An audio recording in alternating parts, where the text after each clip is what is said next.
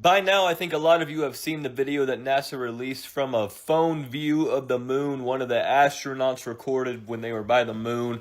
They're trying to make it more believable, guys. I mean, they are trying their hardest to make it more believable. They're trying their hardest to get people to believe it because a lot of people are actually smart and have a brain and realize that this whole thing is fake. Okay, you know, people actually have common sense, like me and a lot of other people have common sense, and we don't fall for the government's lies. We don't fall for NASA's lies. We don't fall for that. We know the truth. We know what the truth is, and we don't give in to the fake BS. So a lot of y'all need to start realizing that, because what NASA's trying to do right now is they're trying to make it even deeper. They're trying to broaden the lie. They're trying to make the lie even bigger. Stop falling for it. They're releasing all these videos and stuff to make it, it's all AI, it's all fake. It's all AI, it's all green screen. So stop falling for it. It shouldn't be that hard of a concept to understand, guys. Please stop falling for this. I mean, it is just truly remarkable that some of y'all are actually believing this, still believing this in the year 2026. Please stop.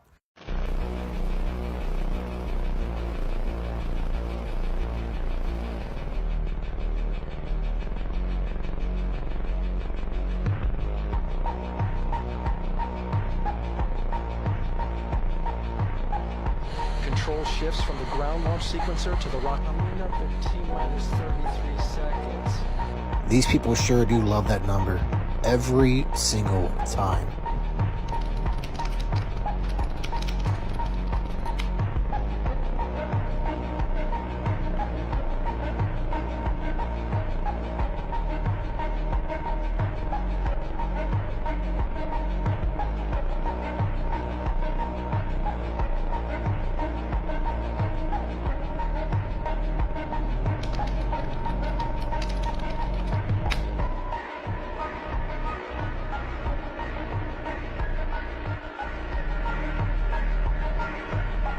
Well, would you look at that, y'all? Apollo 8, December 24th, 1968. Take a look at the clouds right there. And then over here, Artemis 2, April 6th, 2026. Uh-oh, NASA. Did you forget to move the clouds? They didn't change?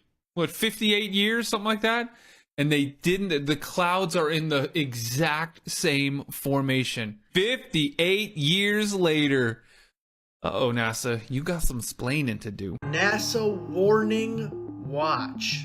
Integrity splashdown, sending post-landing command now. Splashdown confirmed.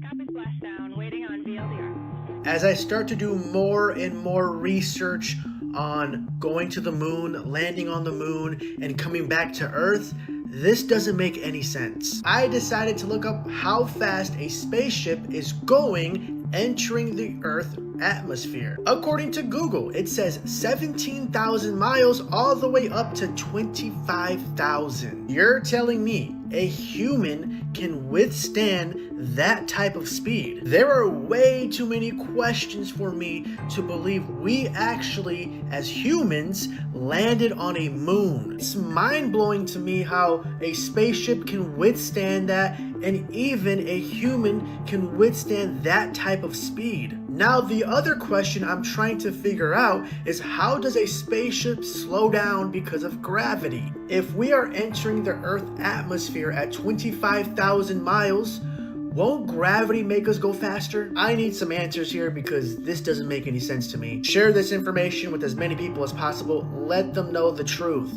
This is Christina Koch rehabilitating after being in space. Do you believe this? Honestly, there's probably nothing to this though, right? I'm sure after you come back from space, it does a lot to you, right? Right?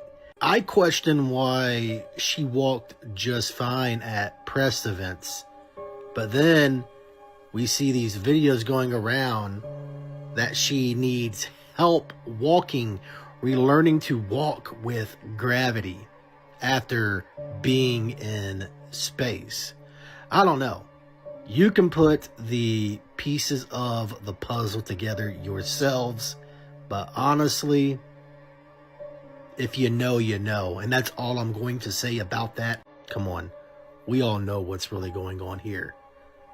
Actor knots. Please tell me we're not doing this. Please, please, for the love of God, tell me we're not this stupid. You see this woman here? She's the woman who was the downed U.S. pilot who was speaking out, and here getting a pat on the back from Mr. T. I just want to know, was she rescued before or after she made her food drop to him? This is not a joke. This is the world we're living in. And here she is from July of 2025 at the House Ways and Means Committee in Las Vegas. Central casting at its finest. They're trying to force everyone into a fake reality and make you believe all of this. Please wake up if you're not awake. Please, can we all get this over with? Actor not Reed Wiseman just posted this video to his Instagram that's clearly AI slop. I've seen 100 AI videos that look exactly like this. Why do you think that he doesn't pan the camera around to show the rest of the crew inside the capsule? It's always a fixed angle on the window, showing outside and showing a still image. They want to see how many people they can fool into believing they're AI, probably so that they could use it against us to fake an alien invasion or something else. Why do you think that we went back to the moon in the same era that we developed AI, that people could barely decipher if what they're seeing is real or not? And remember, you guys, they always have technology that's more advanced than what they give us. So the AI that they use is probably better than the AI that we use. So don't fall for the lies of NASA or these astronauts, you guys.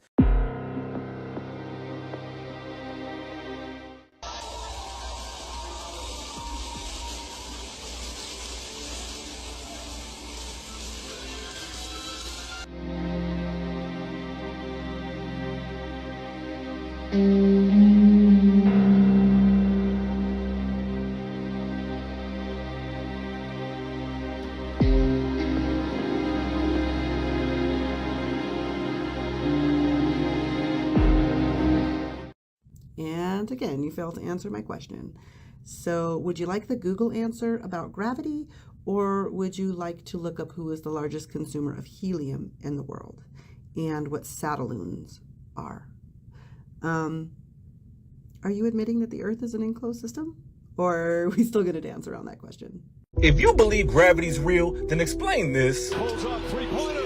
Bang! Bang! It's good! Now, I know that shot was amazing, but what's also amazing is density. That's what weighs down objects and not gravity. Make it rain! Density is a physical property measuring an object's mass per unit volume. Basically, how much space is occupied within an object. Buoyancy is the upward force exerted by a fluid, liquid, or gas on a submerged or floating object opposing gravity? I thought gravity was a downward force. Now objects have an upward force? Yes, because now gravity is a fundamental force of attraction between any two objects with mass or energy pulling them towards each other. That's called magnetism, and our bodies have electromagnetic fields. As you can see, buoyancy is the ability to float in water, air, or some other fluid. So if your body's too dense, you're going to sink to the bottom. You need to become more buoyant and lighter. The lemon is filled with organic gases and liquids, so it's going to float.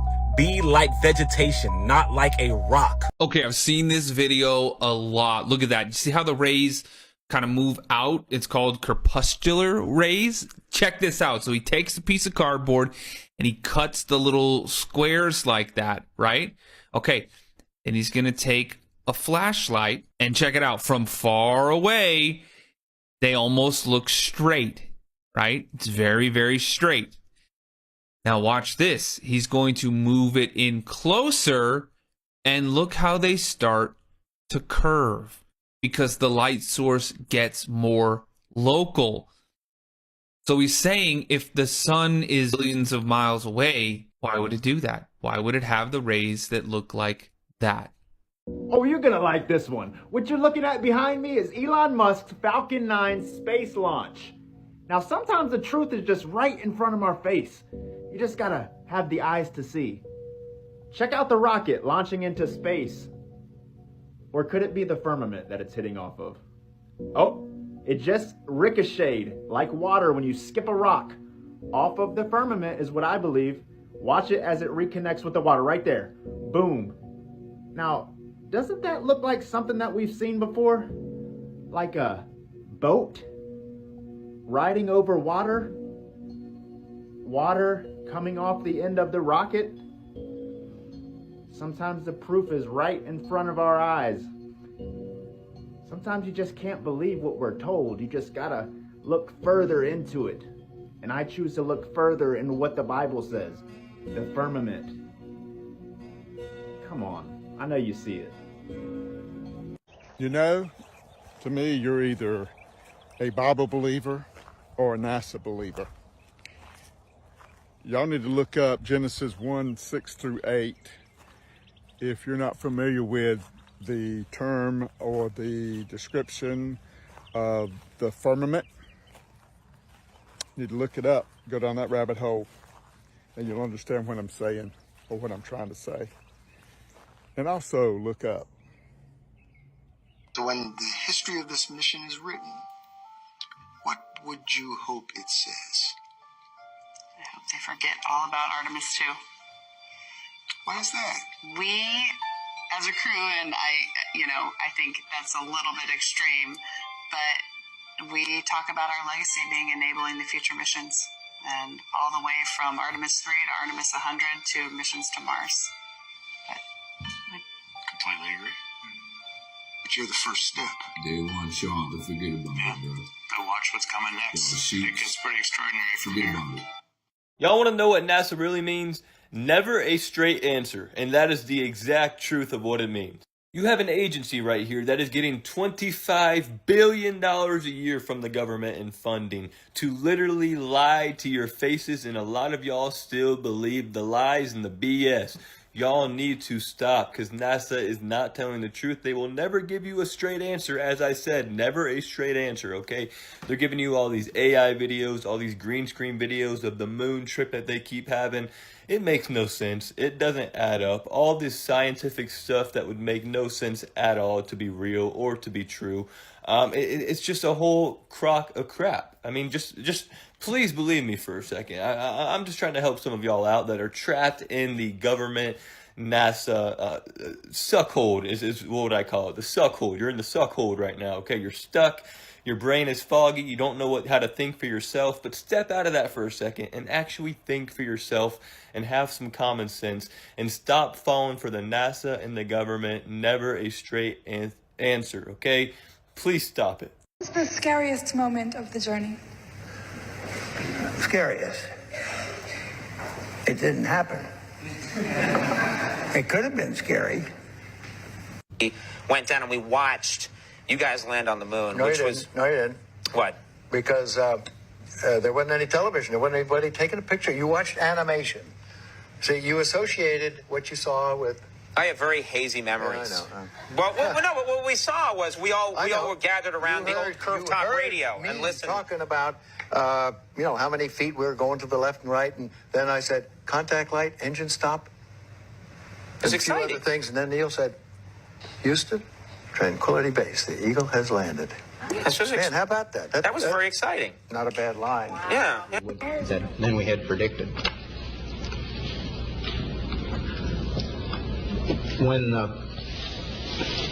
When we actually descended the ladder, it found so that indicates that the walking probably just increases your ability to notice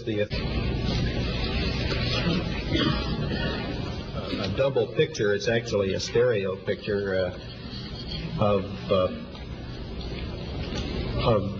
fine particulate material in the moon. Cautious in moving around in this rough terrain. We were never able to see stars from the lunar surface or on the daylight side of the moon by eye without looking through the optics.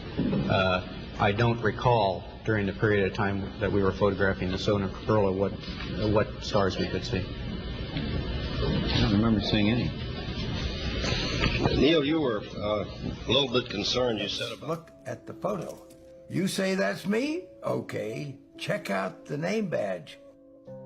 It says Aldrin. Looks like you're right. But notice the helmet. Can you see my face?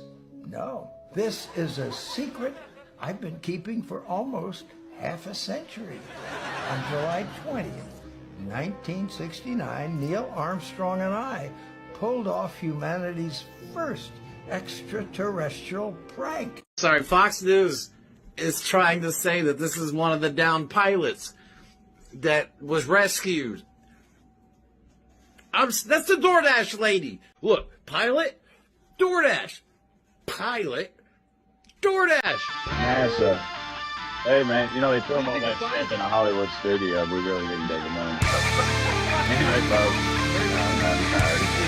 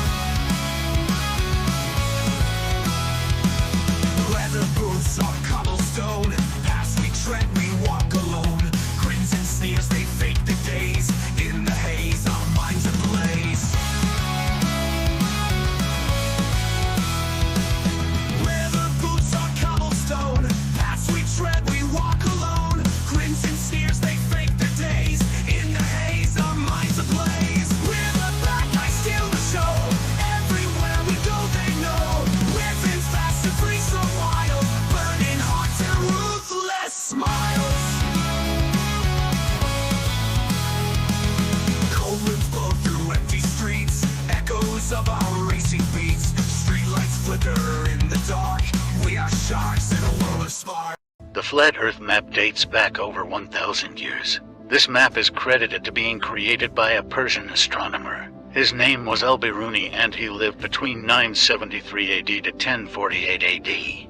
It's the official map of the United Nations and also the United States Geological Survey. It used to be present in many places before the creation of NASA and the Antarctic Treaty in 1959. Here you see it with Admiral Byrd. This map has been restored by Dmitry from Russia with suggestions of mine, Eddie Alenkar. Known by my YouTube channel Flat Earth Banjo, I asked Dmitry to include the Bermuda Triangle and Point Nemo, a place deep in the Pacific where NASA buries rockets. Then Robert Tozzi, a professional mapmaker, came along and enhanced the map even more. There are many people now selling this map online, but if you could order it from my online store, I would greatly appreciate it. Visit my online store now and order one of the items. I humbly thank you.